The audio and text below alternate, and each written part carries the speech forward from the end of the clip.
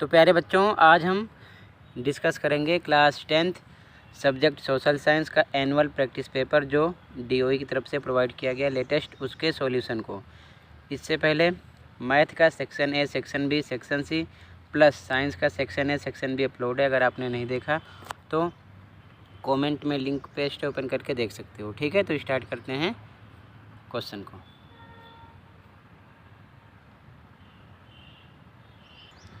Section A खंड का question number 1,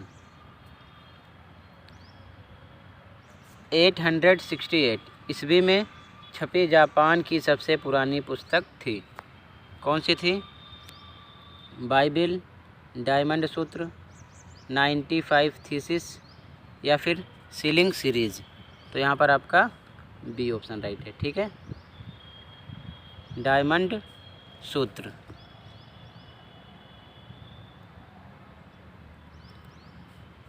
अगला,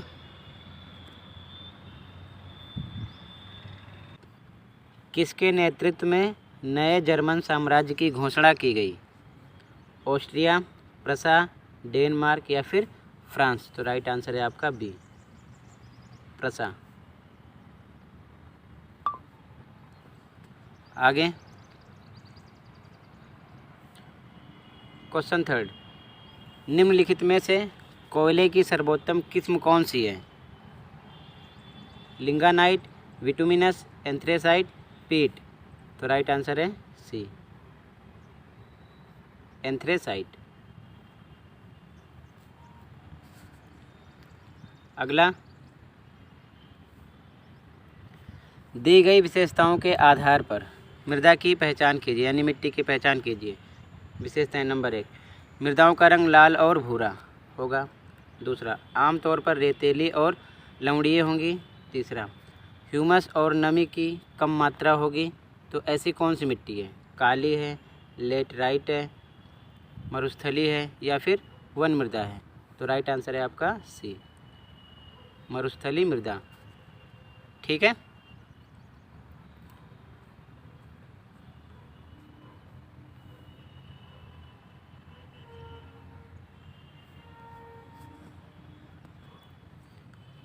क्वेश्चन नंबर 5, निम्नलिखित में से किसे काम का अधिकार भी कहा जाता है?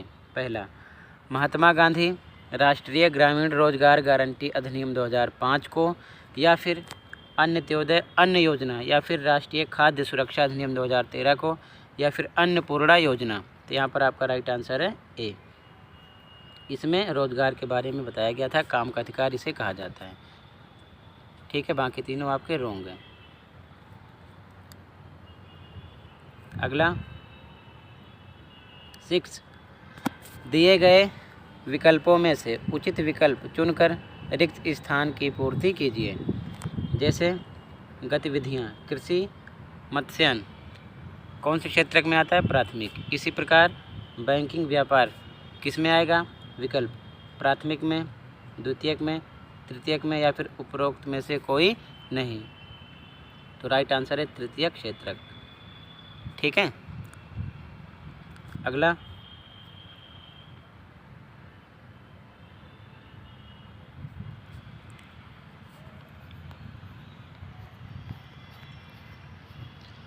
क्वेश्चन नंबर 7, सही मिलान की पहचान कीजिए। ए, करेंसी नोट मुद्रा का आधुनिक रूप है। सोने के सिक्के मुद्रा का आधुनिक रूप है। पशु मुद्रा का आधुनिक रूप है। अनाज मुद्रा का आधुनिक रूप है। तो आधुनिक इस टाइम पर है करेंसी नोट। ठीक है, ए ऑप्शन आपका राइट है, ऑप्शन नंबर ए।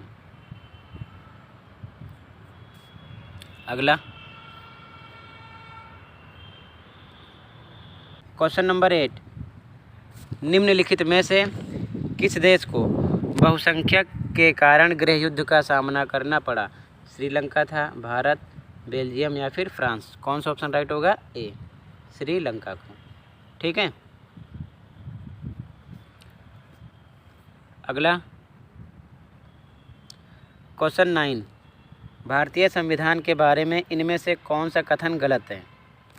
पहला, यह धर्म के आधार पर भेदभाव की मनाही करता है, बिल्कुल सही बात है, मनाही करता है। दूसरा, यह एक धर्म को राजकीय धर्म प्रदान करता है, बिल्कुल गलत बात है। तीसरा, सभी लोगों को कोई भी धर्म मानने की आज़ादी देता है, बिल्कुल सही बात। चौथा, सभी नागरिकों को समानता का अधिकार प्रदान करता है, बिल्कुल सही बात। तो क्वेश्चन में कह रहा है कौन सा गलत है, तो गलत हो रहा है आपका बी, ये राइट होगा। ठीक है, अगला,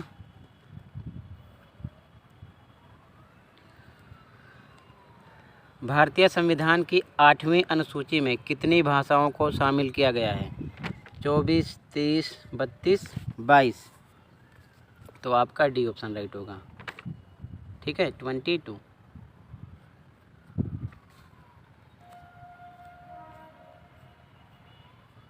क्वेश्चन नंबर 11, संघात्मक सरकार के विशिष्ट लक्षण हैं। पहला, संविधान के द्वारा शक्तियों का विभाजन किया जाता है, यानी बंटवारा किया जाता है, बिल्कुल सही बात।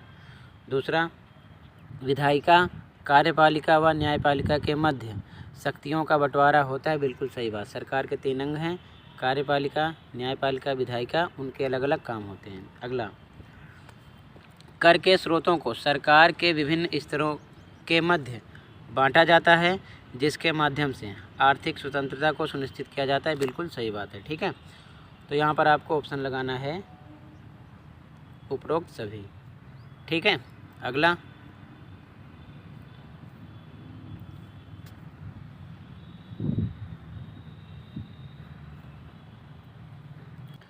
क्वेश्चन नंबर 12, निम्नलिखित में से कौन ऋण के औपचारिक स्रोतों में शामिल नहीं है?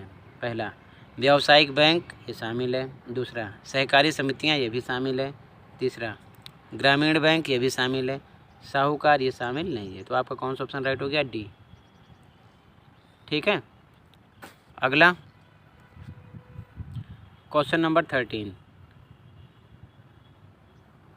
नीचे दिए गए प्रश्न में 2 कथन, एक संकल्पना सा और दूसरा कारण का दिए गए हैं। इन कथनों को पढ़िए और सही विकल्प का चयन कीजिए। तो संकल्पना सा कह रहा है, छपाई खाने की संख्या में वृद्धि के साथ साथ पुस्तक उत्पादन में वृद्धि हुई, बिल्कुल सही बात है। ठीक है, कारण कह रहा कि योहान गुटेनबर्ग ने प्रिंटिंग प्रेस का आविष्कार किया था, बिल्कुल सही बात है। इन्होंने आविष्कार किया जिसकी वजह से ये वृद्धि हुई है, उत्पादन बढ़ाया। ठीक है, अगर ये ऐसा नहीं करते तो होता ही नहीं। तो मतलब कारण भी संकल्पना की व्याख्या कर रहा है। तो यहाँ पर आपको समझना है, ए पॉइंट में संकल्पना सा और कारण दोनों सही हों, कारण संकल्पना की सही व्याख्या है, तो मतलब दोनों लाइनें सही हैं। दूसरी लाइन पहली लाइन की व्याख्या कर रही है, मतलब आपको ए ऑप्शन लगाना है। ठीक है, तो 13 में ए होगा। ठीक है, अगला,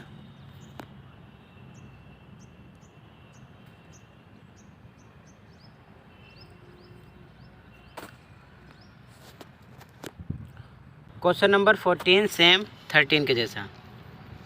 नीचे दिए गए प्रश्नों में 2 कथन, एक संकल्पना सा, दूसरा कारण का दिए गए हैं।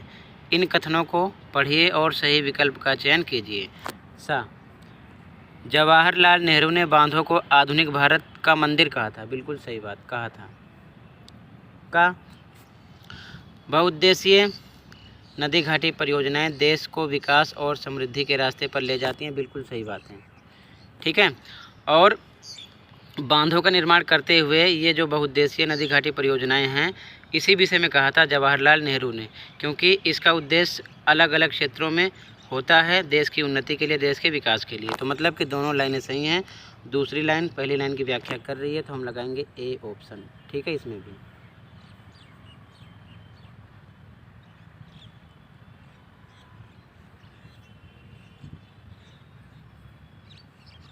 अगला, क्वेश्चन नंबर 15,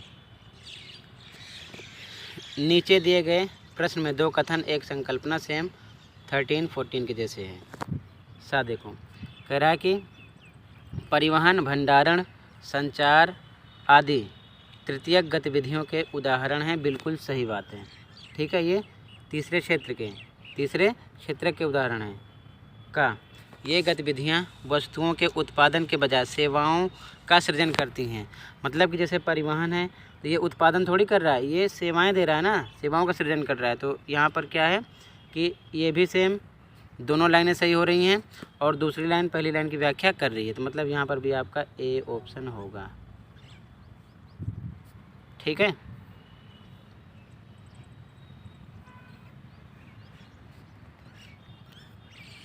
अगला क्वेश्चन नंबर 16, सेम वही क्वेश्चन, संकल्पना सा देखो। भारत में महिलाओं की साक्षरता दर पुरुषों की अपेक्षा कम है। बिल्कुल सही बात है, महिलाओं की साक्षरता दर पुरुषों की अपेक्षा कम है। फिर कह रहा है भारतीय समाज अभी भी पितृ प्रधान है। मतलब कि जो भारतीय समाज है उसमें मुखिया क्या होता है, पिता ही होता है। ये भी सही बात है। और ये पितृ प्रधान होने के नाते ही महिलाओं की साक्षरता दर पुरुषों से कम है, उनको पढ़ाते लिखाते ज़्यादा नहीं हैं। ठीक है। तो यहाँ भी सेम वही हो रहा है, दोनों लाइनें सही हैं, दूसरी लाइन पहली लाइन की व्याख्या कर रही है। तो यहाँ पर भी ए ऑप्शन लगाएंगे।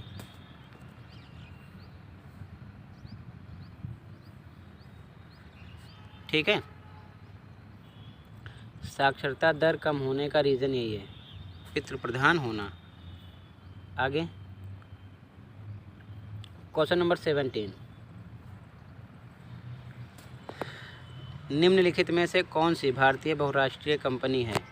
टाटा मोटर्स ये भी है, इंफोसिस ये भी है, रेनबैक्सी ये भी है। तो कौन सा ऑप्शन लगाएंगे? केवल फर्स्ट, केवल सेकंड, सेकंड थर्ड, या फिर फर्स्ट सेकंड थर्ड तीनों? D option.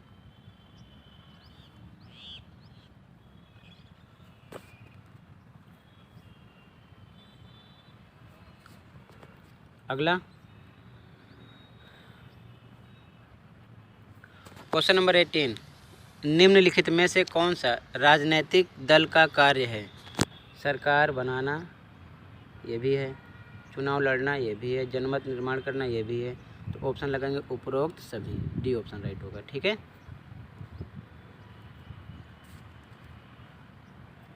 अगला